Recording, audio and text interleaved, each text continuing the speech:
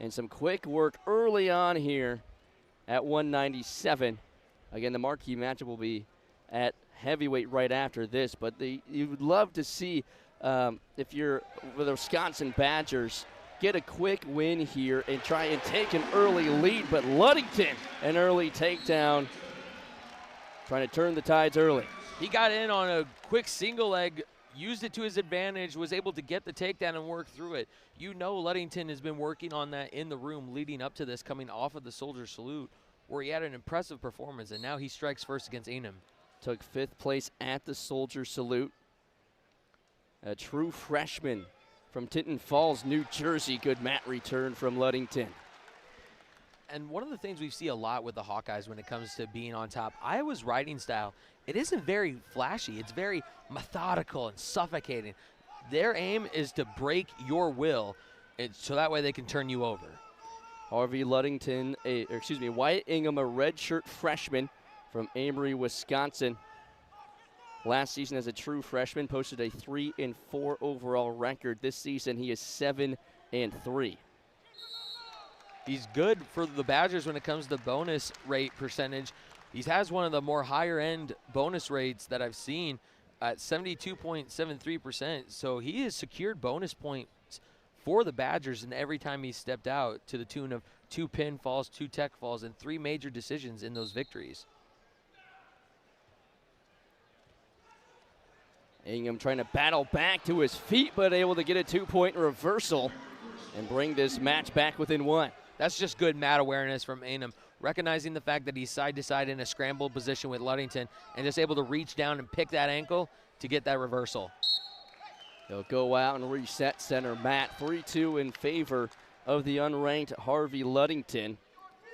We mentioned his 5th place finish at the Soldier Salute. Also, took 1st place at the Luther Open. Picked up 3 pins in the Luther Open. A good start to his season and his career. Nearly able to get back to his feet, but Ingham able to fall back on top. That's just a good follow there from Einem. One of the drills a lot of coaches do, follow drill. You have your bottom partner in the room moving. And for the top person, it's a drill for them to try to follow. As we see here, Einem trying to get back points. And deep in on that shoulder. Still no points yet. Coach Bono calling for it. Ingham still deep in on the shot. Now he's picking up. Good turn there by Ludington to get back to his feet. Looking for 2 points himself. Still not giving it to him. Able to hang on inside the mat with his toes. Ingham did pick up those 3 back points. He takes the lead. This is where mat awareness comes into play. If you're Ludington, you're on the edge of the mat. You need that takedown to get back in front, or the reversal. I don't know if they gave him one, and they did give him one for an escape, and there's the 3 takedown as they go off the mat. Big points for Harvey Ludington with 19.6 to go in the opening period.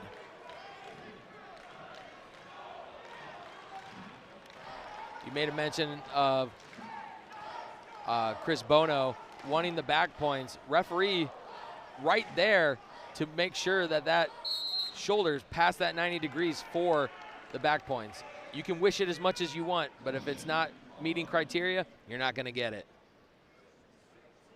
A massive turn of events for Ludington.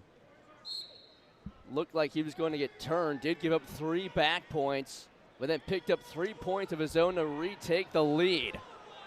And an exciting first period at 197. Ingham trying to break free of Ludington's grasp, and he does. And that's how the first period will end. Right there at the end before he gave up that escape, Ludington did get hit with a stall warning. You have a certain amount of time when you're on top to either return them to the mat or cut them. Unfortunately for Ludington, he didn't get to it in time. So a 7-6 lead for Ludington as we get ready for the second period. Just 11 seconds of riding time for Ludington.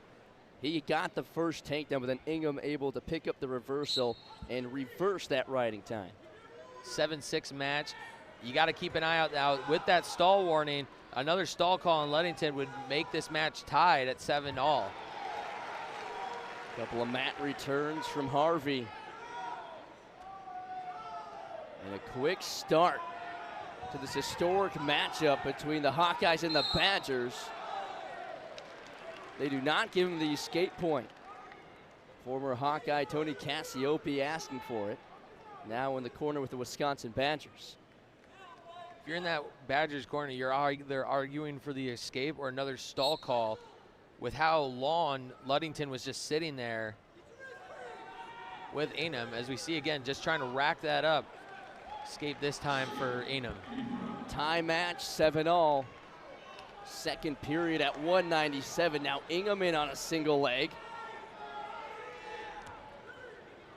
Nice job by Ludington to get to his feet, and they wipe off the 3 points. No three, and the reason why there's no three is that left arm of Ludington. He's got a deep whizzer in, but look at Enum now. He's trying to lock up a cradle on the edge of the mat. Could potentially get back points if he can bring them in. We'll see what Enum does here on the edge of the mat. Able to keep his toes inside the circle to keep this attack alive. Ludington doing all he can to make sure 3 points don't come out of it. They go out of bounds. It will have to reset at center mat.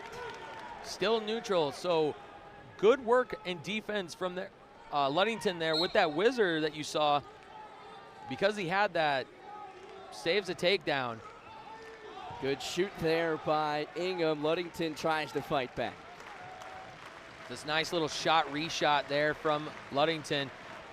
Enum with the shot, Ludington countering with a shot of his own, but now we're back up in neutral position. Short time here in the second period, all knotted up at 7. Ludington in on a shot.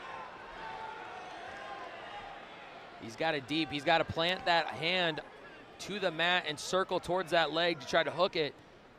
And if you're Enum, what you're doing right now is good. You know, you got a deep waist, or tight waist, trying to knock him over, but could be just wrestling for the stall here at the, or stalemate, I should say, here at the end of period number 2. It will end still tied at 7. Ludington, 42 seconds of riding time. See if that comes into play here as we get ready for the third period. Ludington will go down, so that'll help with the riding time. He's got 2 minutes to try to find an escape on Enum. He was able to get one earlier and then turned it right into another takedown. But your first move on the whistle can't just be a slow, methodical movement of the hands. You got to be explosive underneath, especially wrestling a guy like Enum. Sprawls out Ludington. And now Ludington will have to work hard here to get back to his feet, as Ingham's been able to break him down off the whistle. Now Enum, he's doing a good job. He's going to that claw series that Kyle Dake made famous. Kyle Dake, 4-time national champion for Cornell. But now there's an escape, and Enum right in on the leg, dumping him to his hip. Trying to keep hold of Ingham to avoid the 3 points. Ludington has a 1-point lead after the escape, but Ingham's the one right back on the attack. Ludington hanging on. Right now, Ludington's trying to wrestle for a stalemate, or if he can come out on top of this in better position. High hips always win in wrestling in scramble situations. Ingham back on top, spinning around, looking for 3 points. He's got him right on the edge of the mat. That is just beautiful chain wrestling there from Enum. Able to get his leg free and then jump sides and go right into him. And as you see, he's good mat awareness from Enum, dragging that toe in to wind down more clock. Just hanging on to the edge of the mat. Ludington trying to crawl his way out. He'll finally get the whistle and then go back neutral. 10-8 Wisconsin, 25.7 on the clock. Riding time not a factor here. Ludington needs an escape and a quick takedown or even a reversal and then a ride out to at least maybe send this match to overtime. He's gonna have to move quickly. His first move is gonna be very crucial. The first move is everything at this level. Trying to spin around for the reversal. Ingham stays square with the hips. Ludington looking for a switch there. I think he's expended everything he has in the gas tank, but if he can find something, he's got 10 seconds to do it. And Ingham staying on top and will hang on for a 10-8 decision victory. A big takedown in the third period. Fireworks to start the match. Little chirping here between matches against number 3 ranked Nick Feldman of Ohio State, number 4 AJ Ferrari of Nebraska, number 7 Connor Doucette of Oklahoma State, number 8 Tay Gadali of Michigan, number 10 Coy Hopke of Minnesota, and finally number 15 Cole Mirasola of Penn State. That is an insane stretch of wrestling. And it kicks off tonight. This is his first match since the Iowa State duel last year at this point. But this is his first true match back on the mat in competition. Good scramble there from Braxton Amos to avoid the 3 points. Amos, 2-time NCAA qualifier. Last year did not compete, but is 10-1 this season, a redshirt junior, 10-1 to start the season. He actually hasn't wrestled since the 2022-23 season. The year before last year, as you mentioned, he took the year off, had a red shirt. The year before that, he actually took an Olympic red shirt to try to make his run at the Olympics. So he's back in the lineup for the Badgers and looking to try to make a name for himself, as I've said already, in a deep field at heavyweight. Ben Keeter, just a sophomore from right here in Iowa City, an undefeated high school record, 4-time state champion, 7th in the history of Iowa high school wrestling. One of the highest recruits the Iowa Hawkeyes have had in recent memory. I'd say he's almost not at the level of Spencer Lee, but he still is a highly touted recruit and a good stay-at-home get for the Hawkeyes. No score, just over a minute remaining in the opening period. This is such good high-level hand fighting. They're not shooting that much. They're more trying to force a bad step.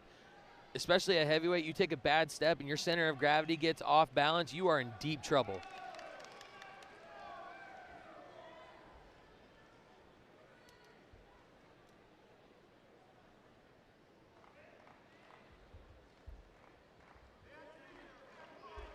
Amos heavy on the head against Keeter,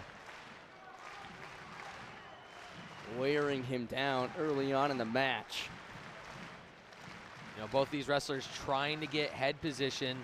You know, whoever usually gets that head position usually wins that exchange battle here in neutral and is able to get to their shot, usually cleaner than your opponent.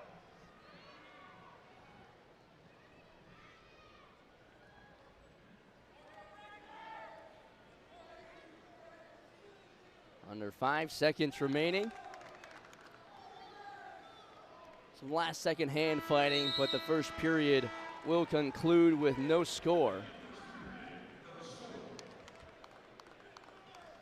Amos will go down.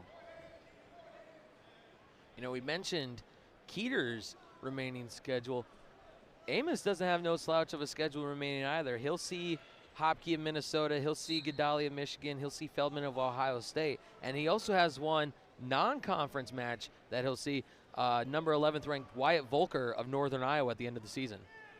The heavyweights just seem so stacked this season. That'll be 1 point escape for Amos. Able to roll through, nearly able to pick up 2 points on the reversal, but Keeter back to his feet. Nice little Granby roll there from Amos. Keeter doing a good job of getting in a position where he's not on his back from that Granby roll. And now we're back up to neutral. For Braxton Amos, what would a win here against 5th-ranked Keeter mean for his season, as Amos is in on a single leg shot? Keeter trying to stay on his feet. There's a nice little transition there. He started with a double leg, but transitioned to the single leg. Good defense there from Keeter. A win for Amos over a top 5 heavyweight. He throws himself immediately into the conversation of somebody to keep an eye out for as this Big Ten schedule progresses. Even when we get to that later month of March at the Big Tens and maybe even Nationals. A huge match for both of these heavyweights, as Ben Keeter trying to live up to the hype around his name, especially early on. I mean, undefeated in high school, highly recruited, decided to stay home with the Hawkeyes, trying to live up to all the hype. Well, even as a redshirt sophomore, Ben Keeter very well could be the future of this heavyweight division at Nationals. He moves so quickly. He's a dominant wrestler at heavyweight, maybe for somebody who's not even weighing in at a full 285. Short time, 1-0 lead for Amos, just the lone escape point. And that will be the score going into the third period. And this only means fireworks in this third period. See, when usually when you think of fireworks when it comes to a wrestling match, you're thinking high scoring, big moves, all explosiveness. This is a firework heavyweight match. You might not think 1-0, 1-1 would be something like that. No. Especially in a deep field with talented heavyweight wrestlers, you're going to see this kind of wrestling a lot. And all throughout the match, it's just been a chess match of who can get head position, who can wear down the other faster and earlier on. It's all going to lead to what happens in the next minute and a half. Tied at 1. Escape point for Ben Keeter. Both these wrestlers have been so heavy on the head so far in this match. You've seen them attempt their snap downs. They get each other moving. It's who's just going to find that takedown to secure what could be a potential win. Ben Keeter, when he was first recruited, was a two-way player, a linebacker for the football team. Gave up football to focus on wrestling. Wants to bring home another national title to Iowa City. Braxton Amos right now is the only one standing in his way of continuing that journey. Another similarity between these two, both of them, their lone losses on the year, both have come to the #1 ranked wrestler at this weight, Younger Bastida of Iowa State. Keeter lost to Bastida 11-4 at the Cyhawk duel, while at the Cyclone Invitational, Amos lost to Bastida 5-4 in a much closer match. 30 seconds remaining in the match, still tied at 1. Both heavy on the head. Keeter trying to break out. 15 seconds remaining. Who will take the final shot to end the third period? I think they might be content with just sending this to overtime. One shot. Amos able to hang on, and Keeter stays out of the takedown, and we're headed to sudden victory. Important note here. I almost cut you off there. I'm sorry. All good. Right there on that shot, while he defended it, heading into overtime, Keeter does have a stall warning, and it's first point scored. If Keeter gets hit with another stall, that's a point, and Amos wins the match. Keeter going to have to move here to avoid that. Amos in on a shot, has the single leg wrapped up. Keeter able to stay out of it, in on a re-attack. Amos right back to work. Keeter battling for position and back to neutral. Do-si-do between the heavyweights, shot after shot, reshot after reshot after reshot. These two heavyweights making it exciting here in overtime.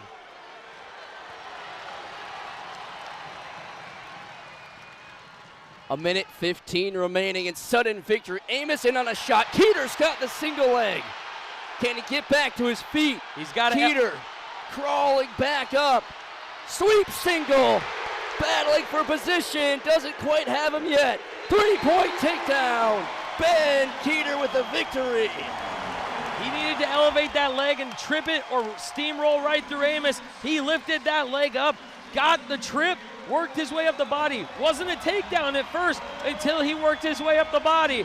Ben Keeter coming back. Ludington, then Ben Keeter at heavyweight. Sudden victory takedown over Braxton Amos. We're tied at 3 as now we flip the script, go to 125 for Wisconsin. It's 11th ranked Nicolas Rivera. And for the Iowa Hawkeyes, it's the redshirt freshman Kian Hernandez. It'll be intriguing to see how Hernandez wrestles this match. He could get a very big upset over Rivera if he's able to go out, get to his offense, and just dominate from whistle to whistle. Hernandez from Billings, Montana, 15 and 5 career record. This season, 8-2 overall. Did compete at the Soldier Salute and picked up 4 big wins, a couple of losses, but the biggest one against his own teammate, Joey Cruz, to end his Soldier Salute appearance. Definitely had a good Soldier Salute. This is his second appearance in Carver Hawkeye Arena. He made a start last year against Ohio State where he wrestled Ben Divino. I know that name sounds familiar to a lot of you, as it should be. Ended up with a tech fall loss in that one, but he's back hoping to get his first win here in Carver Hawkeye Arena. As for Rivera, redshirt junior from Stoughton, Wisconsin. Last year posted a 24-7 overall record, 17-3 regular season, 5-3 in Big Ten competition. This season is 9-1 overall. That lone loss coming to Utah Valley's Bridger Ricks in sudden victory, 11-8. Bridger Ricks actually lost to Dean Peterson at the Journeyman Uncivil War back before, Christmas break started. Takedown for Rivera. Good scramble, but Rivera will win that war there and take an early lead in the first period. Look for him to put on a tough ride here. He's going to a cross wrist ride, trying to get a tilt here. Good defense there from Hernandez to not give up the back points. But look for Rivera to try to get back to those tilts to try to get those swipes. Hernandez just trying to play defense here, make sure he doesn't get turned.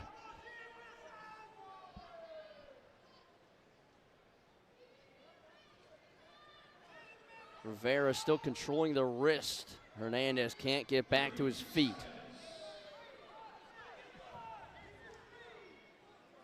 That left arm of Rivera, Hernandez has to take it over his head instead of just holding on to it right there. You'll end up getting zapped with a stall warning.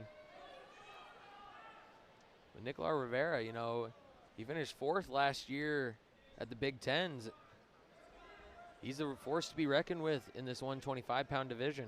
Went 3-2 at the NCAA championships as well. Definitely looking to make some noise at NCAAs as he takes a 3-0 lead into the second period, over 1:22 of riding time in his favor. For Kian Hernandez, just his second start at Carver Hawkeye Arena. What is a mindset for a kid like him who doesn't have a lot of experience on the mat on this big of a stage? If I was Hernandez, my mindset would be, I'm getting the opportunity to step out in front of a great crowd and start for the team I chose to come to. I need to go out and give it my all, especially against a top 25 ranked opponent. If I give anything short of my all, it's not going to chalk up to a good day. Rivera back to his feet in the escape point, up 4-0, and he's back in on an attack. Hernandez trying to sprawl out, stay out of 3 points. Able to grab the torso of Rivera to avoid the 3-point takedown. Rivera right back to his attack, and a 3-point takedown. Thunderous slam to the mat. Right before he ripped off that shot, you saw him drop his level. He almost like a fake shot to get Hernandez to try to bait, and it worked out in Rivera's favor. He went after that shot immediately afterwards, ends up getting the 3-point takedown. Now looking for a roll and some points here. Hernandez locked up. Rivera still deep in on the shot. We'll have to reset. Hernandez has the boots in. You might be able to hear Coach Terry Brands off to my side trying to argue that Rivera needs to pick a side to cover. He can't just cover both hips. While he is correct, he is just primarily on that left side of Hernandez's body. There's a stall on Hernandez. With a short time here in the second period.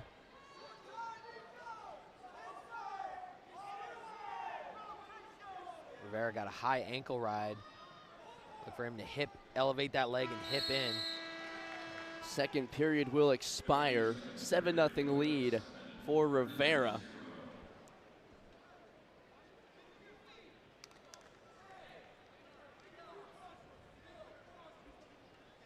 Two minutes and 20 seconds of riding time for Nicolas Rivera, and he's going to go on top and try to increase that.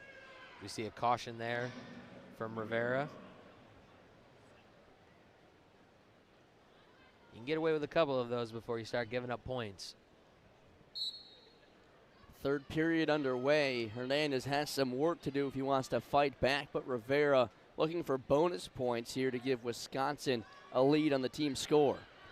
Hernandez trying to get back to his feet, but Rivera cuts him down. Rivera has put in a beautiful ride on top as we see him go to that claw made famous by Kyle Dake. I've seen the claw so much in the college level. It works so well. It's a great ride. And now with the riding time he's built up and the time left, Rivera has the riding time point locked. It is essentially an 8-0 match. And he currently has a major decision for the Badgers. If he wants to keep that major decision, he's going to put a tough ride on those last minute 15 on Hernandez. Coach Bono not happy with that call. It's a stall warning on Rivera.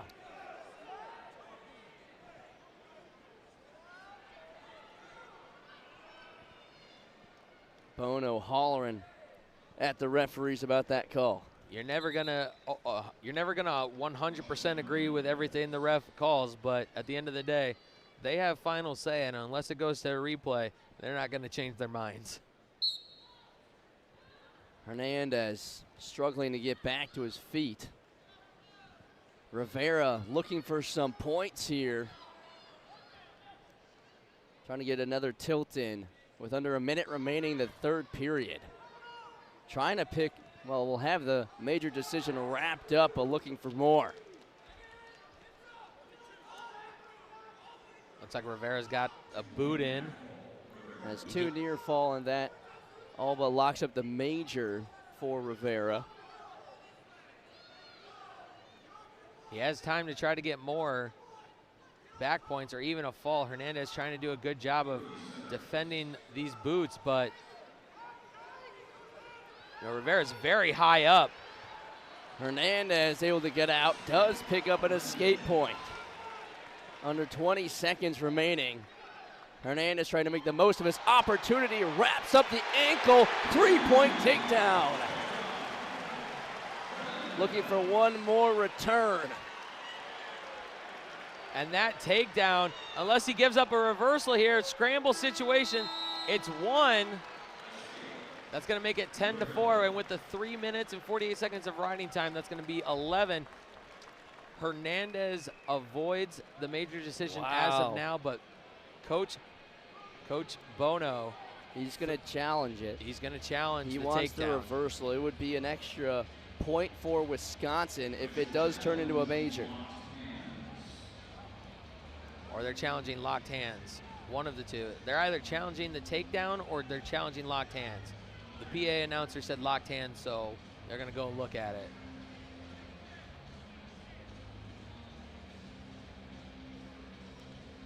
So what will the call mean here if it's locked hands? If it's locked hands, that's a point. That's an extra point awarded for Rivera because it's a technical violation, and that would make the match. That would give him the 8 points he needs for the major decision. So big call early here in this duel. Wisconsin trying to pick up as many points as they can here. But you got to give credit to Keon Hernandez, able to, for the moment, look like stay out of the major decision. Oh, absolutely. That shot was absolutely beautiful. I wish we were able to see more of it throughout the match. But hey, he pulled one out at the end to avoid bonus points as it currently stands. Referee's taking a long look to see if there were locked hands. Again, it was a flurry at the end. Thought maybe could have been a reversal to get the 2 points. As here's another look at it. Very well could have been right here, would have been the area for the reversal. You did see his hands go over top of each other there, but it was in a situation. Call is overturned, so there was locked hands. And there's going to be 10 seconds left in the match. It was from earlier than in that last flurry that we saw.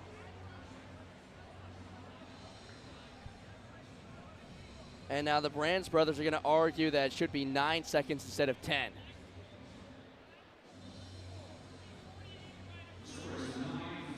Okay, so it'll be 9-4 for the escape. Well, they're going to go back. They're going to go back down because the locked hands happened before the escape. So they're going to go back down. They gave him the 1 for the locked hands, so the escape point's not there. He needs an escape in 10 seconds to get the major. Does Rivera.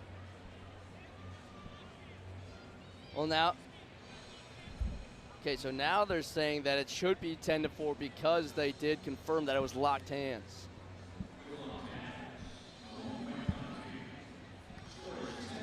Yep, so now it's cleared up 10-4, so he got the escape plus the locked hands. That makes a lot of sense. So right now it's a 7-point lead with the riding time. And Hernandez is going to hang on top.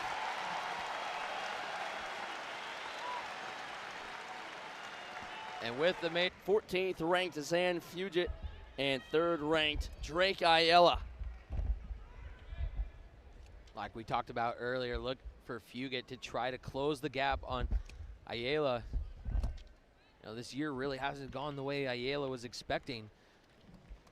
Sitting at 4-3 on the season. Not the kind of 7-match start you'd expect out of the 2-time runner-up. Still ranked within the top 5 and still definitely in the running for chasing down a national title. But with some of those unexpected losses, it certainly is not the start Hawkeye fans were expecting from Ayala, but has a chance here against Zan Fugit to go out there and get another ranked win. Indeed he does, and it'll help hopefully put Ayala back on the high horse or give him that confidence boost that he could be needing after, you know, being 4-3 heading into Christmas break.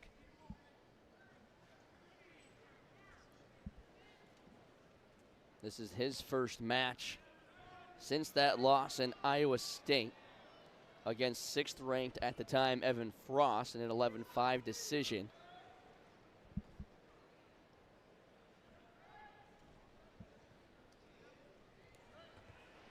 In his 3 losses, that's who Ayala finds himself behind. Nice little go behind there from Fugit to get the takedown on Ayala. He's now scored more points than he did in his last match against Ayala at Nationals last year. Placed 4th at the NCAA Championships, finished 9th at the Big Tens. And Ayala trying to drag him out, and he does. We'll bring him back to center mat, but a quick start for Fugit. A 3-0 lead after a takedown against Drake Ayala. Again, last year finished runner-up at the NCAA Championships, lost to Lucas Bird of Illinois at the Big Ten Championships and the National Championships. We saw them go to ultimate tiebreaker in that NCAA finals with Bird getting the win via riding time. Ayala earns the escape. We talked about Evan Frost. We talked about Lucas Bird, his other loss on the year to Ben Davino of Ohio State down at the national duels where he lost 10-4. And, you know, here in about 3 weeks, first week of February, the Hawkeyes go out to Columbus. He'll get a rematch with Davino and try to get some revenge off that previous loss. That is definitely going to be a marquee matchup to see those two go at it again. And Drake Ayala looking for some revenge. Fugit dancing around Ayala. Can't get into that leg. The thing I've noticed with Fugit so far in this opening period, he's been really good at that shot reshot, the counters to Ayala. Ayala shoots, Fugett's right there behind him with a shot of his own. That's what led to the one takedown we've seen so far in the first period. Short time in the opening period, and Fugett will carry a 3-1 lead into the second.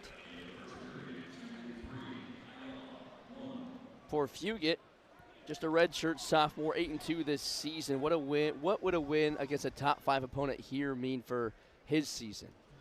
One, it would solidify himself as getting revenge on Drake Ayala.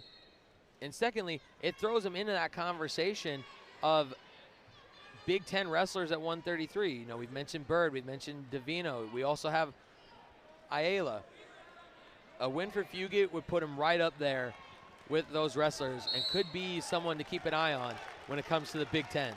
Especially under head coach Chris Bono, really working with this Wisconsin program, trying to bring him back into the upper echelon of the Big Ten.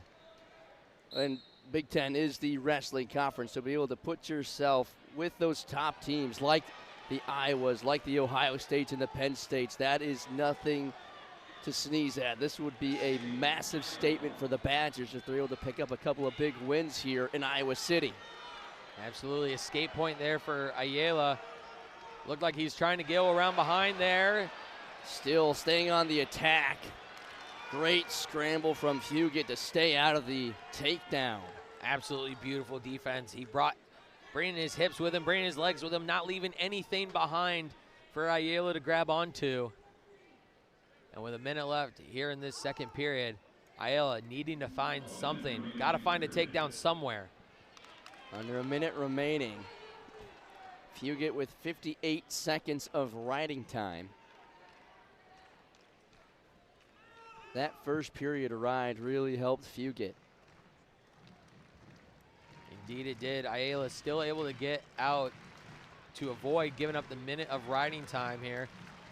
Fugett returns a shot. Ayala able to sprawl out. One more shot from Fugett with 30 seconds remaining. Good sprawl by Ayala.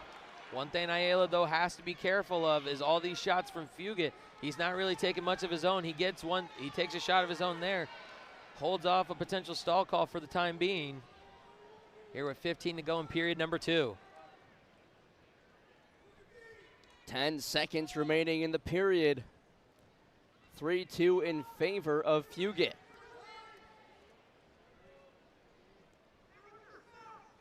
Fugett himself is no slouch. He was the 14 seed at Nationals last year, where he scored an upset over current 141-pounder for the Hawkeyes, Nasir Bailey, 4-1 in sudden victory.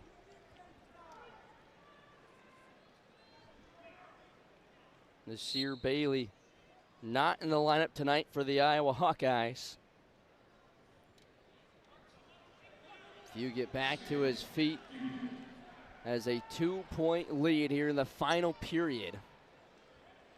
Ayala going to work. Great spin around by Fugett to stay out of the attack. We've seen some really good defense from the Badger. He's looked absolutely stellar when it comes to his shot defense against the 2-time runner-up. Battling on the edge of the mat, they'll go out. And once again, we see that. Again, Ayala had a couple of chances there on the attack, but Fugett continues to dance around the shots.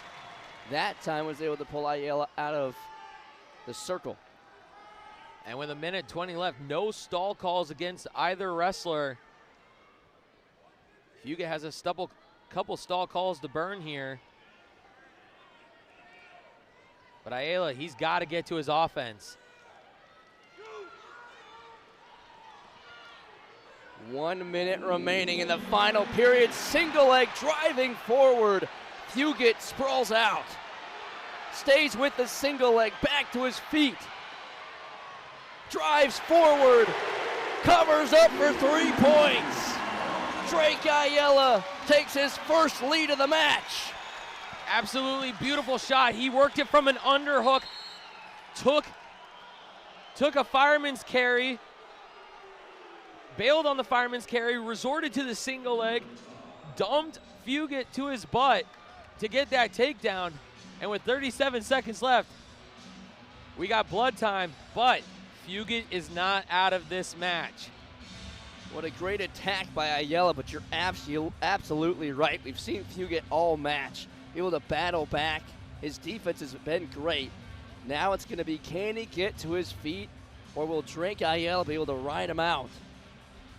We have seen tough rides from Ayala in previous years, as well as other matches throughout the season. A tough 37-second ride here for Ayala is what is needed to get back into the win column and make this dual meet tied up. 37 seconds on the clock.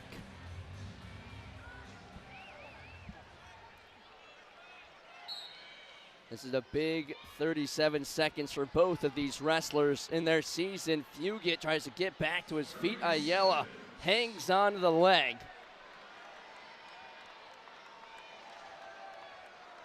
And there's the stall warning. That'll be on Fugate. Ayala dragging him down to the mat. Spins around Fugate. Fugate needs to drag that leg out of bounds. He's wasting precious time here. Chris Bono in the Wisconsin Badger corner begging for a stall.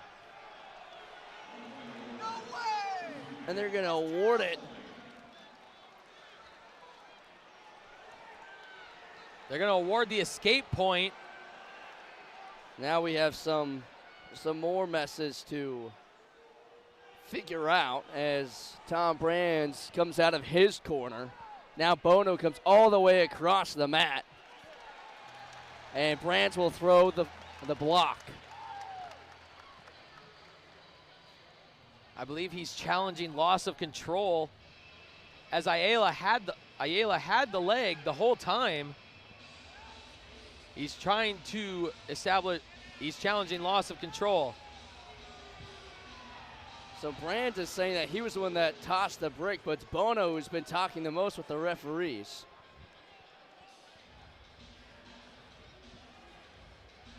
This is going to be another mess to figure out. We've had a couple of these tonight. What do you see here on the replay? I see Ayala is still in control. He started on top. He is still in control. As long as he has that leg, he is still in control. He can take a stall warning, sure. But if you're calling that locked hands, I just don't see how that's a locked hands call. Because you're still in on the leg. There's no locked hands about it, in my opinion. Now the referees will go to the monitors. As of right now, it's 6-5 in favor of Fugate with the escape point. And did they award also a stall point? It wouldn't have been a stall point. The ref had his hands like this. That would have been a locked hands call. And so that would be an escape and a locked hands call, similar to the call we just had at 125. Yes, and I don't know if Tom is challenging the locked hands call or the loss of control here, because it's plain as day, as you see on the board. When they go down, he still has Fugate's leg. That's no loss of control. So there's the stall warning. So yeah, Ayala did get a stall warning. He put the green hand up. So there is a stall warning. But the question is, when you go there, is that locked hands, or what are we calling this? All right, here comes the call.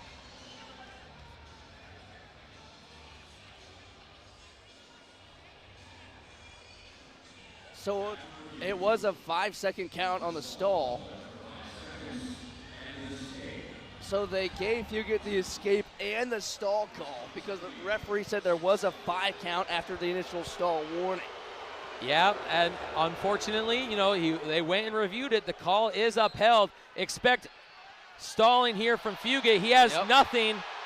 He doesn't even have a warning. There it and is. With 2 seconds left, they're not going to call another one on him. And a takedown there at the end for Fugate. Wow. No takedown, time was out. They wiped it off. But still, wow. That is still a wild sequence of events at the end of 133 and at the end of 125. Both ended up being the exact same call, but now we go to 141. For the Hawkeyes, it's Cale Peterson, and for the Badgers, it's Carson Exford. Peterson, a true sophomore, Exford, a redshirt freshman.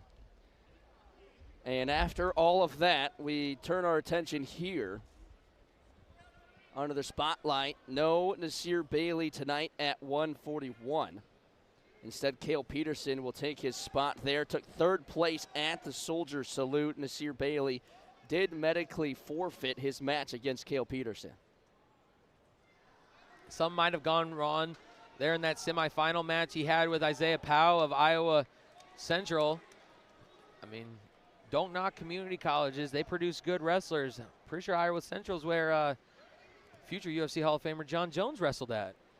So some history there, no doubt. Just a little bit. A minute gone here in the opening period. Cale Peterson, sophomore from Rockwell, Iowa, 23-6 career record. This season, 15-1, has been red hot to start the season. His lone loss was to Caden Riccardi of Navy at the Soldier Salute. There's a three-point takedown for Peterson. He actually avenged that loss on the consolation side of the bracket. On the championship side, he had that initial loss to Riccardi of Navy 7-2, but then came back on the backside, ended up avenging that loss in the same tournament. Not often you get to do something like that. And this has all of a sudden become a really important bout here for the Iowa Hawkeyes, with Zan Fugit upsetting fourth-ranked Drake Ayala in a 6-5 decision. They now lead the team score 9-3. Probably not the situation the Hawkeyes thought they were going to be in. I would not assume so. And you have to wonder, could the Hawkeyes could they have been overlooking Wisconsin with what's on the schedule next week? Penn State is literally right around the corner. Could the Hawkeyes have been overlooking Wisconsin? Well, now it'll be on the shoulders of Cale Peterson here at 141 to try and punch back here for the Hawkeyes. But you got to give credit to the Wisconsin Badgers. Some big wins and a big upset, of course, at 133. Tip your cap to Nicola Rivera for getting the job done against Ian Hernandez, who was able to fight off a major. Then Wyatt Ingham hanging on against Harvey Luddington for that to open up the match at 197. Beautiful double leg shot there from Peterson. Exford did a great job of defending it. He's going to go around behind and get the three. Great roll through by Cale Peterson, and he takes a 6-1 lead right at the end of the first period. That is just following the hips, staying good on top, not getting out of position. Cale Peterson able to get a couple takedowns to make it 6-1 after one.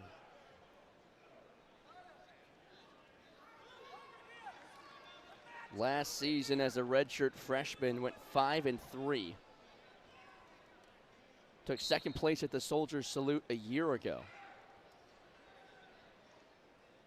And guess who he lost to last year at the Soldier Salute? Surprised me. Drake Ayala, his own teammate, who would then go on to be the runner-up at the NCAA championships. Very intriguing. But now Peterson wrestling up a weight class this season from last year, and leading Exford 6-2 after the escape point. Peterson putting it together an impressive resume so far this year, 7-1, as you mentioned. Exford not necessarily having the best of years so far. 2-3 on the season as a redshirt freshman. He has wrestled some unattached matches, I believe. Those unattached matches is bringing him up to 5-6 on the year in total.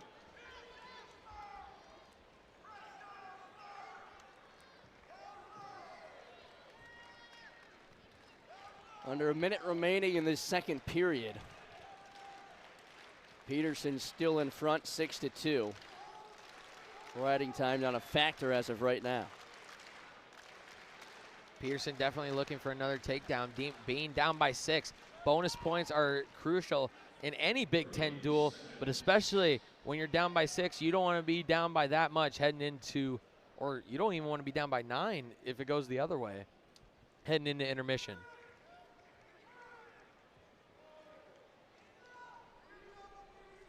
Cale Peterson in late December. Took an 8-6 win over Logan Swenson. Carson Exford, February of last year, lost to him in an 8-2 decision.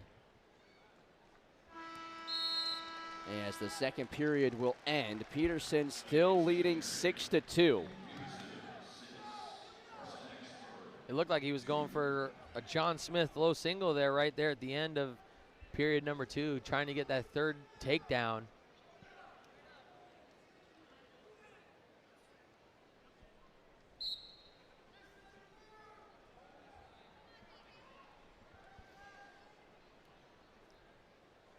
But make no mistake for Exford, he's at D1 level for a reason. He was a 4-time Idaho State Wrestling Champion.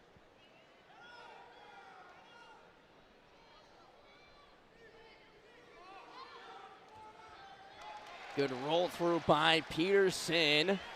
Has the ankle wrapped up. Covers on top for a 2-point reversal. It's a 6-point match now here for Peterson. Would love some bonus points here if you're the Hawkeyes. I think if you're Peterson right now, you have to understand, I need to cut and then get a takedown. Again, he's already rattled off 2 takedowns. He could very well get a third. An escape for Exford makes it an 8-3 match. Minute remaining in the final period. Can Peterson step up and get some bonus points? Saw that nice little fake shot there from Peterson. He's setting up that go-to of his. Peterson heavy on the head. 40 seconds remaining. The last thing you want to do here with under 40 seconds to go is just hang out in the collar tie position. You need to be going to your offense. Attempted a couple of attacks. Hasn't been able to find much room yet. Exford playing good defense. That was a good slide by attempt there from Peterson. Getting him moving. There's a stall warning against Exford. I don't believe they'll zap him again. They need Peterson. Final 8 seconds here. He needs a shot. He's has the single leg. Can he get back up? Rolls over. One more chance at it at the buzzer. Did not award him the points. They might review this. The ref is going to review it. No challenge needed. This is going, and the Badgers have done a great job of it to the tune of being up 9-6. Now let's see if Joseph Zargo can continue the momentum for the Badgers against Ryder Block, who's been having a heck of a season up to this point. Ryder Block has exploded onto the affray this year. After last year, I don't know how much if people were expecting this, but the consensus in the room has been like, oh, we've known this has been a long time coming. Here's a quick attack here by Zargo, but Block able to battle out of it and stay on his feet. Ryder Block, a sophomore, 6-1 this season. Picked up a pin against Cade Craig of Utah Valley at the Journeyman Wrestling Uncivil War. He has the single leg of Zargo. Sweep single, covers up on top for 3 points. Beautiful trip of the leg, great finish. Zargo was giving him enough space where he couldn't turn the knee to the inside and run through him. And Block's reach with his legs, able to get the trip and the takedown. A quick start for Ryder Block. Last season went 2-4 as a redshirt freshman. And like you said, internally there's a lot of noise around this guy. Externally it was like we were waiting to see that. And this season, Ryder Block, like you said, just exploded onto the scene and now has a chance here to pick up a ranked win against Zargo. He's definitely exploded into potential All-American contender when it reaches March. Potentially more. Nice mat return there from Block. Block, he's currently on a 4-match winning streak with that last loss. His only loss on the season coming to Ethan Stiles, or number 4 ranked Ethan Stiles of Ohio State, 3-2 back at the national duels. And that is really when I feel like this season fans started to recognize Ryder Block, was at that national duels. picked up a win against 6th-ranked Josh Edmond, picked up a win against 3rd-ranked Casey Swiderski of Oklahoma State. I mean, he had a massive national duels, which really put him into the national spotlight. Absolutely. There's no better place to thrive than on the national spotlight, on the national stage. And Ryder Block went down to Tulsa, Oklahoma, and made a name for himself. But Joseph Zargo, definitely a tough opponent this season. 8-1, a redshirt senior, trying to make a name for himself once the postseason comes around. He's currently on a 7-match win streak. Highest bonus rate I've seen out of any wrestler this year. 90% bonus rate. Think about that, 90% bonus rate. That means in 10 matches, he's getting bonus points in 9 of those. Incredible. Ryder Block will have his hands full, but leading 3-1. Iowa was looking for a stall call on that last push out. Block nearly had that knee wrapped up. Now goes right back to it, but Zargo playing great defense. Nice little throw by there from Block to try to pass that collar tie and get to leg. You see a great snap down here with 10 seconds left in the first period on the edge of the mat. Trying to get back to that right leg. Zargo staying on his feet, now goes in for an attack on Block, but time will expire in the first period.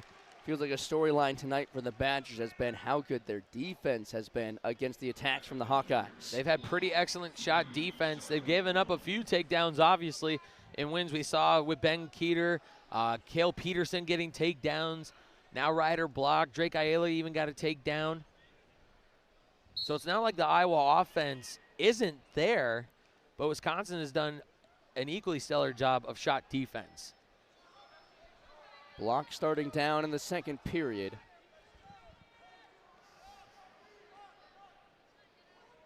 Actually looking at my notes here, he has wrestled 10 matches this year, being 9-1. All 9 of his wins came by bonus point victories. Nice switch into the leg to get the reversal here for Block. Now a 4-point lead for Ryder Block.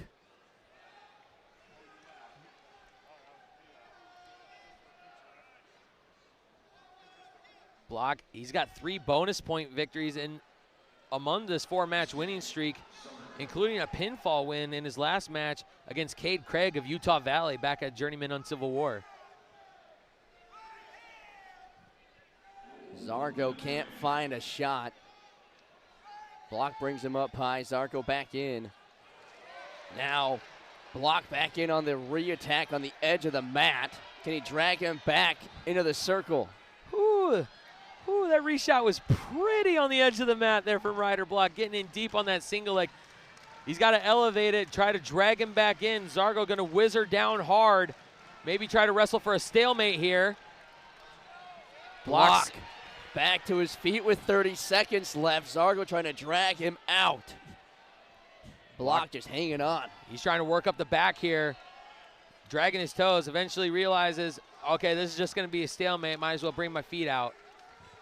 Great re-attacks from Ryder Block here in this second period, but all of them have been on the edge of the mat. This will be a big help for him. And again, we've seen it. Zargo, beautiful defense on the edge of the mat, good mat awareness, gives up the shot, lets Block get in deep on the leg, but doesn't give up the 3. Zargo looking for that right leg. Block fires through the double leg, but Zargo able to sprawl out. And out of bounds with 4 seconds left in the second period. That was a great double head, kind of head on with Zargo's body. Got to get that head to the outside, but still beautiful chain wrestling. Goes from the double, can't finish the double, results and gets in on that single leg to end that second period. Now if you're Joseph Zargo down by 3, Ryder Block with over 40 seconds of riding time, what does Zargo need to do to fight his way back into this match? Well, a reversal would be huge, but from the looks of it, he's only been able to manage 2 escapes so far against Block. Look for a potentially 3rd escape here from Zargo to get back in it, but then he needs to get to his offense and get a takedown.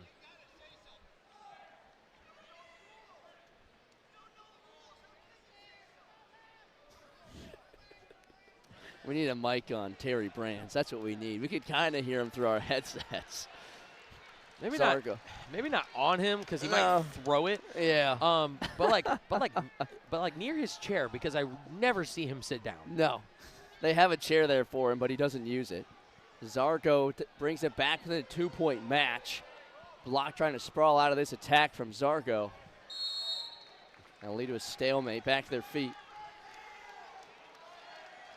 Zargo did a good job of transitioning to that single leg, similar to how Block did. Shot initially a double, but then transitioned to that single leg. Zargo trying to work down toward the legs. Has the left leg of Block. 3-point takedown. Joseph Zargo, a massive takedown in the third period. And now that he's on top, that minute that Ryder Block did have a riding time is now underneath. Look, expect a tough ride here from Joseph Zargo. If Block can get out, it'll be tied. Here we go, tied at 6, 50 seconds remaining. Massive takedown by Zargo. Can Ryder Block fight back? Edge of the mat wrestling. All of the momentum right now is with Joseph Zargo after picking up that last takedown. And look at him. He gets back to that center so quickly. Block maybe taking a little bit of time to catch his breath. He has to be careful, though. A ref could call that a stall warning. Snap down by Block. Heavy on the head. 30 seconds remaining. This comes down to a battle of wills right here. All that hard work in the practice room. This is where it pays off. Tied match with 20 seconds left in the third period. Block staying heavy on the head. Back to his feet. 10 seconds remaining.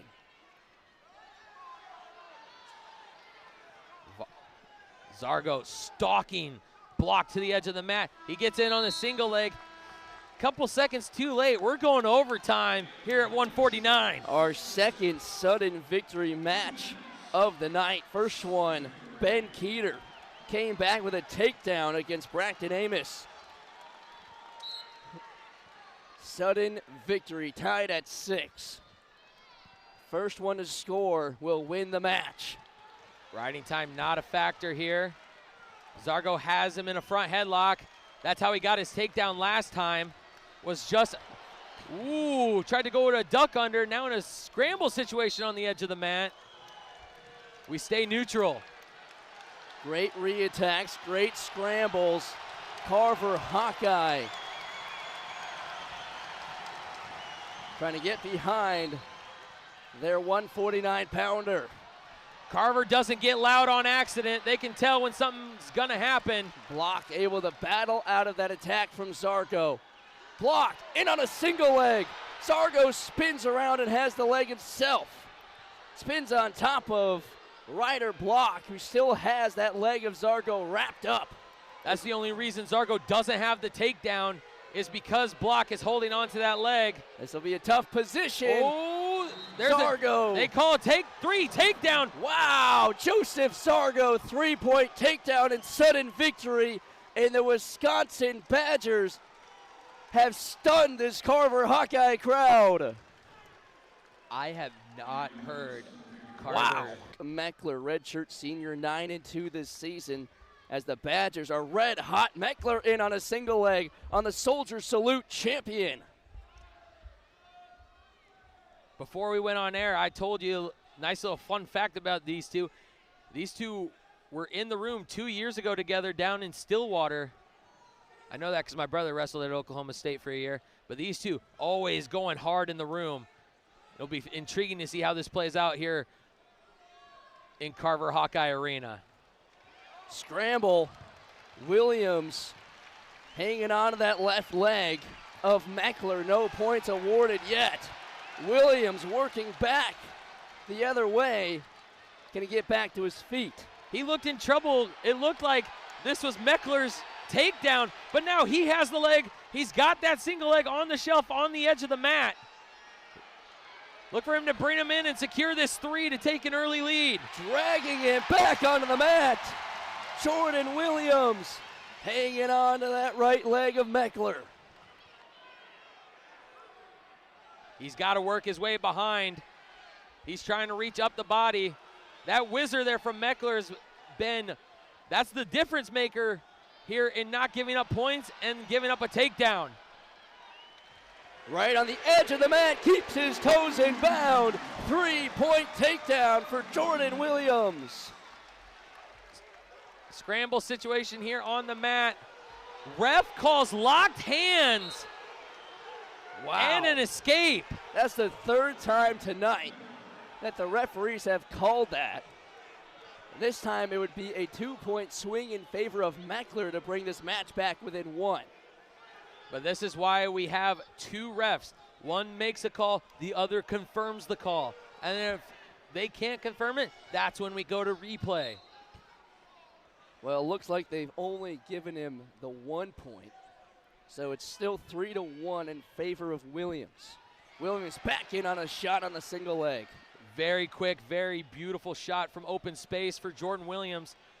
Look for Meckler to try to create a danger situation here, or a scramble situation. Belay my last, while Williams tries to put Meckler in danger. Maybe get some back points out of this. Williams trying to stay in control. Meckler working back. Williams back on top of Meckler. Has to spin around for 3 points, but Meckler starting to drive. These two know each other very well from their time spent in the room down in Stillwater. Williams working back to the right leg of Meckler. Short time in the opening period. Just when you think one of them's going to get a takedown, the other creates a scramble situation that puts them in favor of getting the takedown. Jordan Williams trying to secure one here with 5 seconds left. Gonna have to go quickly. Williams, one last attempt, but time expires. So now the table is gonna ask to make sure that they have the score right. Brand's asking to make sure that it was a stall call.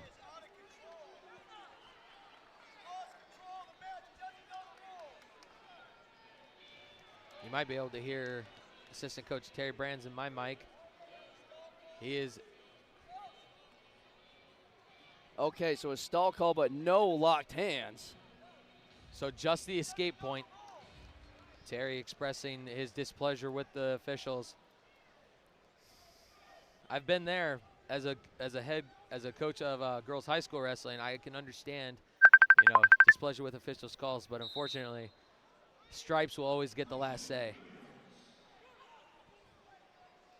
This will be a big match for the Hawkeyes. Jordan Williams, a big get for the Iowa Hawkeyes in the offseason. Transferred in from Little Rock. He's a former Big 12 champion.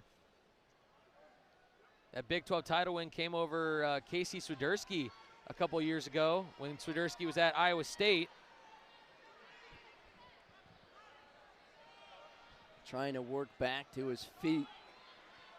Meckler still hanging on to the torso. Now Williams will escape.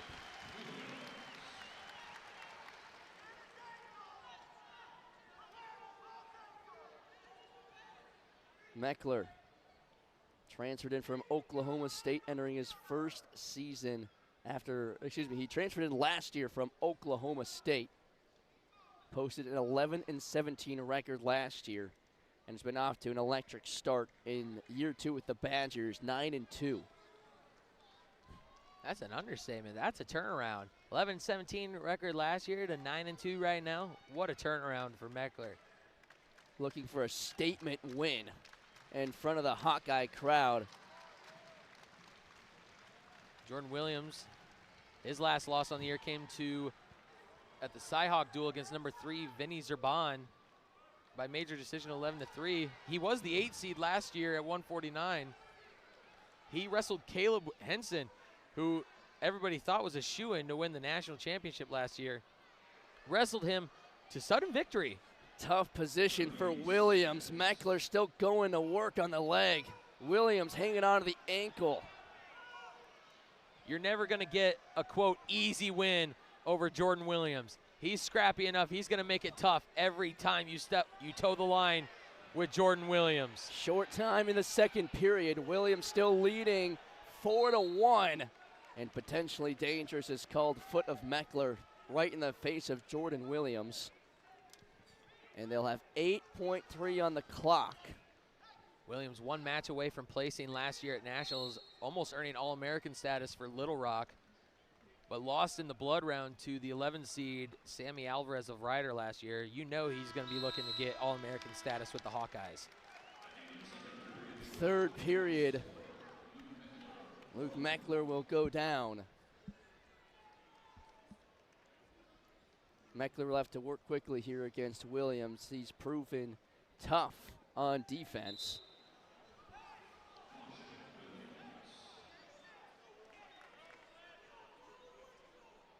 You can see Coach Bono, he's applauding his wrestler Meckler. His Badgers have showed up today against the Hawkeyes. They've shown up ready to compete and ready to potentially walk away with an upset dual win.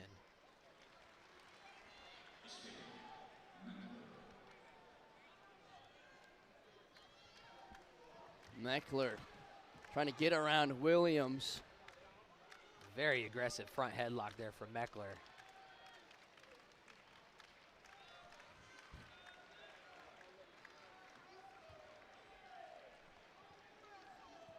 Meckler can't find a clean shot. Look at the defense from Jordan Williams. He's able to touch those legs but not bring those legs in, as we see a nice straight on double there from Jordan Williams. Good dance around by Williams, able to swing right by the attack of Meckler. Yeah, but he just did something that, as a coach, I'm never in favor of when I see a wrestler do this. You don't need to look up the clock. You know you're winning. Don't worry about the time. Just go out and wrestle. Williams hanging on to the torso. Able to spin Meckler. Trying to pick up another takedown here. Still no points. There's a good body lock from Jordan Williams to defend this, trying to work for a stalemate. Looks like Meckler's trying to put him in danger. Williams still hanging on to the torso. Meckler able to work down to the ankles. Back in a tough spot is Williams. Meckler needs this takedown, being down by 2. Can he beat the buzzer? Under 20 seconds remaining. Meckler working back to the torso. Williams hanging on for dear life. 10 seconds remaining. Meckler continuing to work. Williams trying to hang on. Meckler, one last chance. No point. Wow. What a defense there from Jordan Williams to hold on to the 4-2 win. Chris Boho does throw the challenge block, so the referees will take a look at the final flurry. But Luke Meckler with a chance right at the end. Trying to min it at the final moments. There's no takedown there, as we see here on this replay, as he looks like he's trying to cover there before time is expired. Those legs just slip away completely from Meckler. And he gave everything that he had. Jordan Williams had to as well to fend off the final attacks of Luke Meckler. They were in that scramble for a good 30 seconds. And Williams was able to fight him off for now. Cassiope, now in the Wisconsin Badgers red and white, thinks that it should be a 3-point takedown. I'm not sure. It very well could be 3, but here's the call right here. No takedown. Jordan Williams with the victory. 4-2 the final. And that brings the 1975, but the Wisconsin Badgers have been on fire tonight. Some massive upsets. As we turn the page to 165, third-ranked Mikey Caliendo and 26th-ranked Cody Gable. If you're Iowa, there's good news and bad news. Bad news, you're trailing this late in a duel against Wisconsin. Good news is you have 3 hammers up for your final 3 matches. And this one might be the biggest one. Mikey Caliendo, a 3-point takedown to start the match. Caliendo has been nothing short of one of the best workhorses in all of NCAA wrestling. A junior, transferred in from North Dakota State a couple of years ago, and he just wears you down. He's a workhorse. He is an animal when it goes to it. Nice little throw by there to get the takedown, making it 6-1. He has 6 bonus point victories this season. And the Hawkeyes would love to have one here to take their first lead of the match. That would be huge. He's on a 5-match winning streak, including, you mentioned bonus points. His last 4 wins have all been bonus point victories. 2 tech falls, 2 pinfalls. When you need bonus points, Mikey Caliendo is one you can count on. He's going to have his hands full, though. Cody Gable put together a heck of a redshirt sophomore season a year ago. Went 9-8 overall, but competed at the NCAA championships. Went 4-2 at the Big Ten championships, and he's been putting together a heck of a season, 5-2 to start off the 2025-26 year. Obviously, very impressive to get to the Nationals as a redshirt freshman. Didn't go how it wanted to go, went 0-2 barbecue, but he's looking to hopefully change that this year. He is poised to improve upon that losing record last year.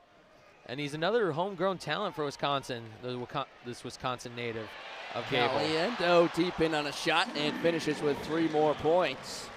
3 first-period takedowns for Caliendo. Almost just sounds natural to say. It really does, especially with what Mikey Caliendo has been able to put together in his time with the Iowa Hawkeyes since transferring over from North Dakota State. Under 45 seconds remaining in the opening period, Mikey looking for some more points here as a stall warning is called against Gable. He'll cut him loose.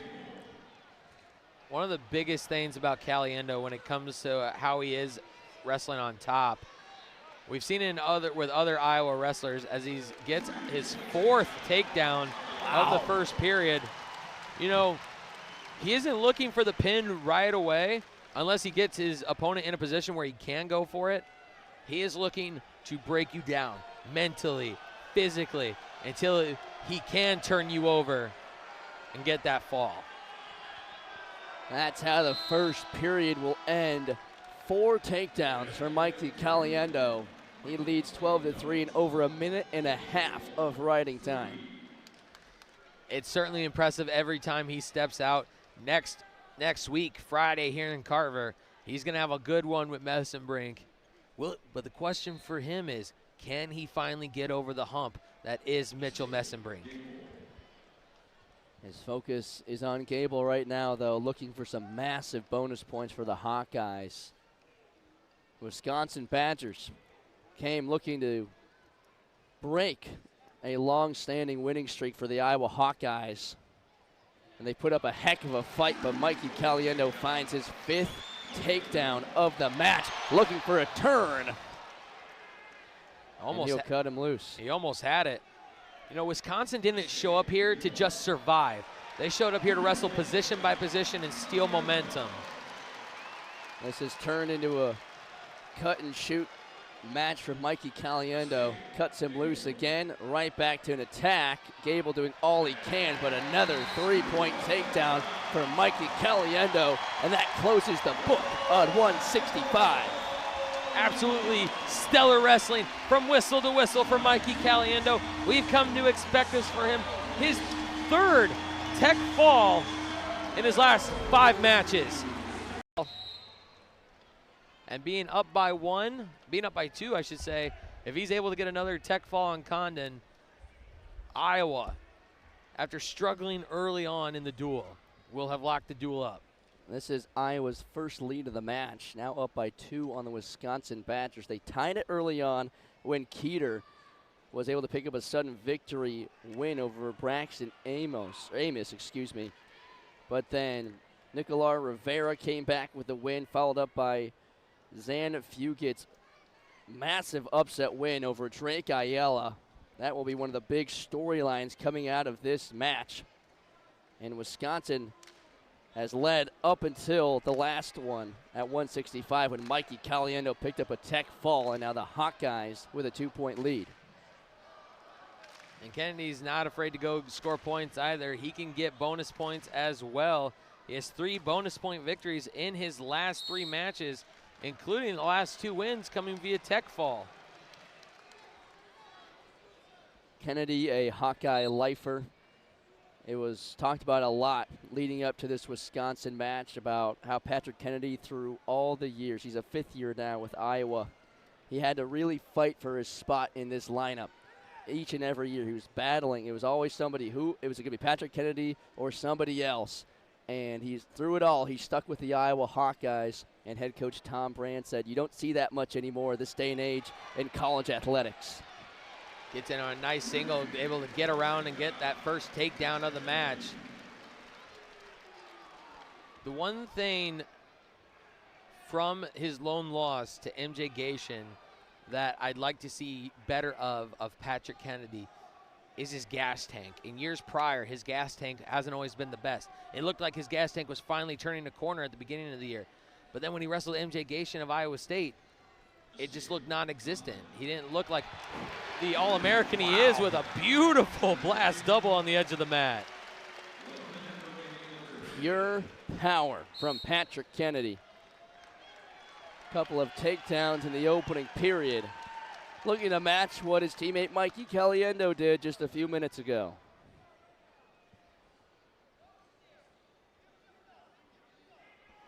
And his opponent, Lucas Condon, he's won 4 of his last 5 matches, including the last 2. His only loss over that span was the number 33 ranked Avery Bassett of Lockhaven in sudden victory 9-6, as we see another takedown for Patrick Kennedy. It's like clockwork for him and Caliendo. Cut and then shoot again. This time Kennedy will look for a turn with 30 seconds remaining. Expect a tough ride here from Kennedy. He's not just going to give up the escape that easily.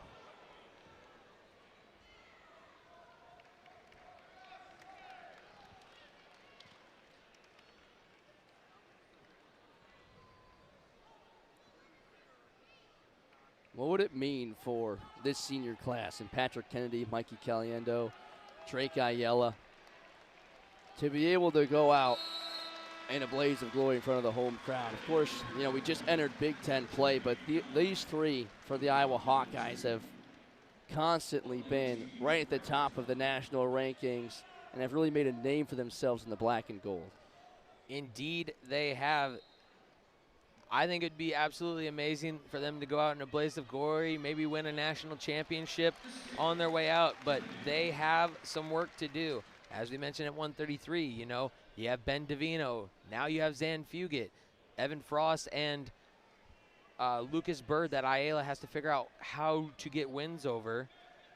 Kennedy, his lone loss on the year to LaDarian Lockett of Oklahoma State. He'll get a rematch at the end of the year with Lockett, try to get maybe a revenge match there. But then he's got to figure out a way to beat Messenbrink. And now Kennedy, he's at a stout 174 division that features Levi Haynes, who he will see next week. If he can get a win over Haynes next week, Patrick Kennedy has a legitimate shot at ending his career as a Hawkeye as a national champion. He said, of course you're, you know, happy with 4th place and getting a medal at the NCAA championships, but he's not satisfied with that. He said, I wasn't satisfied with that. I want to go out there and try and be on top of the podium at the NCAA championships. That's what you dream of. You don't dream of taking 4th place. You dream of being on top of the podium, and that's Kennedy's goal this season. That's almost what's expected when you come to the University of Iowa. It's almost expected that you end the year on top of the podium. 30 seconds remaining in the second period. It's been all Patrick Kennedy.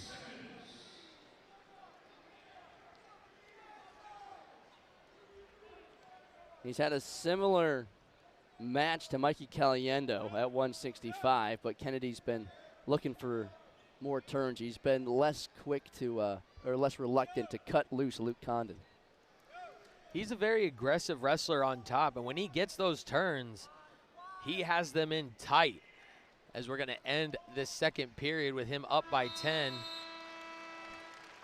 Needing just 5 more points to secure that Tech Fall win.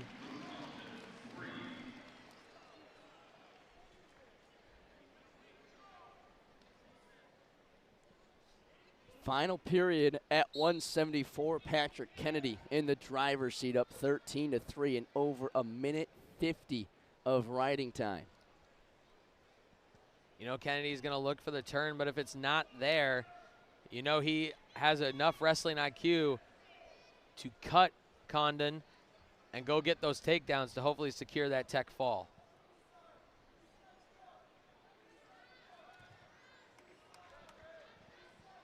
See how long his corner allows him to continue to wrestle on top if they're going to ask him to cut him loose.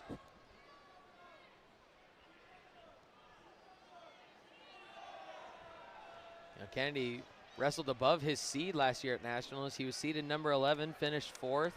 His losses at the tournament came to eventual national champion Dean Hamady of Oklahoma State in the quarterfinals, 8-6, and then of course, losing to Levi Haynes in that 3rd place match by major decision, 11-3. Kennedy still riding out Luke Condon, not allowing him to get back to his feet. He just does not want to cut him loose. He's got a great thigh pry ride going for him. We've seen that a lot from Patrick Kennedy, going to that thigh pry.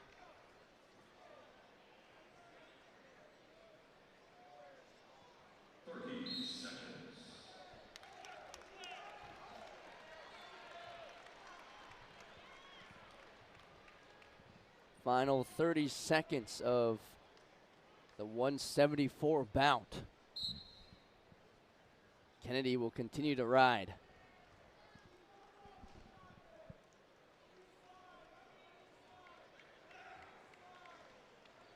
These last 2 wrestlers, as well as the one coming up, is the reason why I've said Iowa has a great back half of the lineup. Kennedy had the cradle locked up, but Condon able to break that grip, and it's going to be a major decision win with 3 minutes of riding time, making it 14-3. Major decision win for Patrick Kennedy. He adds 4 more. Number 1 in the country at 184 pounds, and for the Wisconsin Badgers, it is Caleb Denis, 8-2 redshirt junior for the Badgers, going up against number 1 in the country, Angelo Ferrari.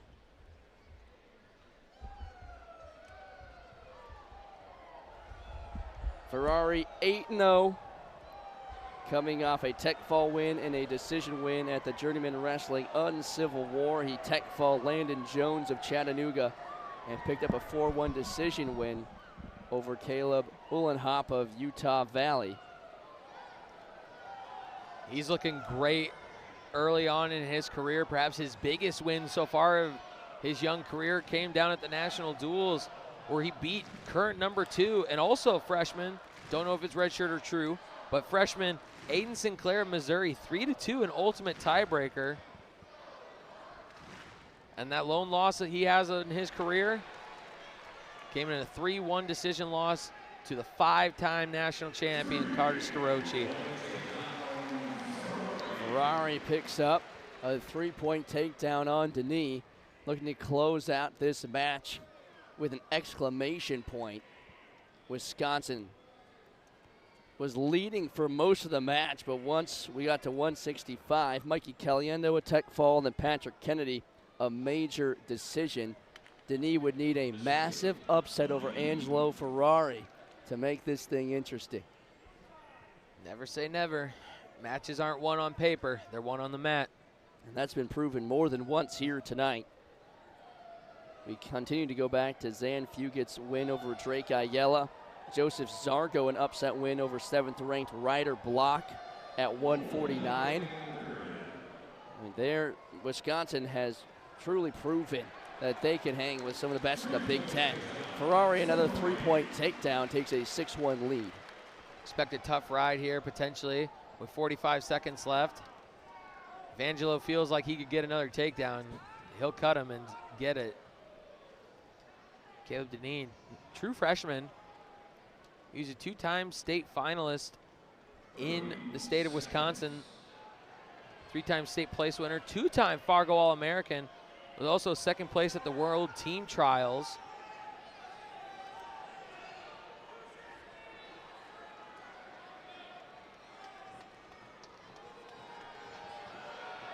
Short time, 10 seconds remaining. Denis trying to stay out of a shot here against Ferrari. Angelo still working short time, but that's how the first period will end. A 6-1 lead for the top-ranked wrestler at 184. You can see it a little bit, Angelo expressing frustration with the fact that Deneen doesn't seem to want to do anything underneath. And I know Angelo has that mentality of, if you're not going to move underneath, I'm going to make you move.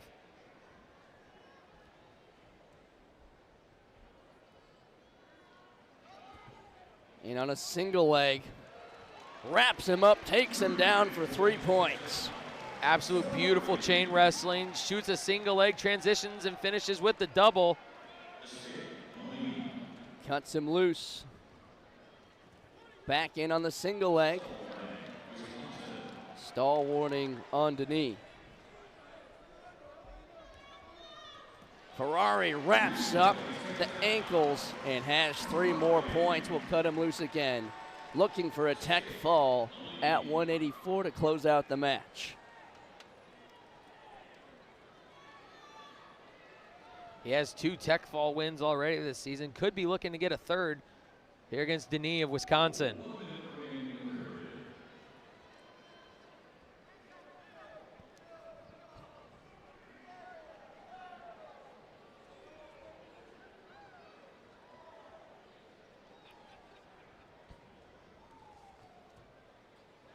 Ferrari working back to the single leg, picks him up. Can't quite get the sweep single, but will work him down to the mat for 3 more points. Now when you're up by 11, this is where you look for bonus. See if you can get the pin. He's got a cradle, inside cradle locked up. Boy, with this, bring this crowd to its feet. It's been a roller coaster of a night with how Wisconsin has battled. And Angelo Ferrari looking to put an exclamation point on the Hawkeyes. Potential victory here as Angelo Ferrari dominating here at 184. Iowa looking for their 14th win in a row against the Badgers. Well, the Badgers have no slouch of a schedule coming up either. As we get blood time here for Angelo Ferrari's lips. You're absolutely right with Wisconsin. They'll get ready to host Maryland they're going to host Maryland on Sunday.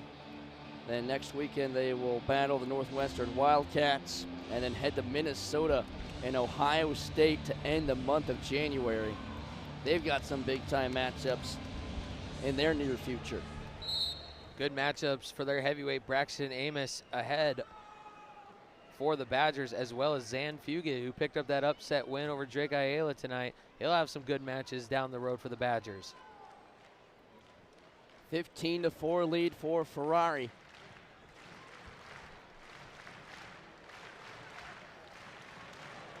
Stall again on Denis. That'll give 1 point to Ferrari, plus he finishes the takedown and a tech fall for Angelo Ferrari.